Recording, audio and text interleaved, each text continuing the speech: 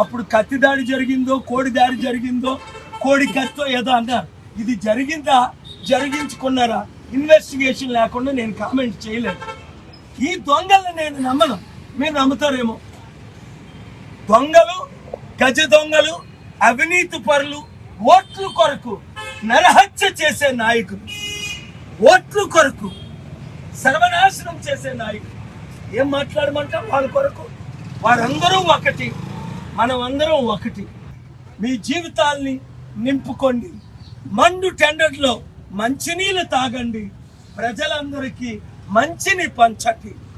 శాంతి, సమాధానం, నీతి, నిజాయితీ పంచడానికి వచ్చాను. ఈ ఎండల్లో 3 హెలికాప్టర్లో తిరిగిన నేను రోడ్ల మీద ఎందుకు తిరుగుతున్నాను? ఇంటింటికి, పల్లె పల్లెకి అర్థం చేసుకున్న ప్రతి ఒక్కరూ దయచేసి మీ ఊర్లో 10 మంది ఎమ్మెల్యే అభ్యర్థులు ఉన్నారు, అందరికీ మేము టికెట్ ఇవ్వలేము.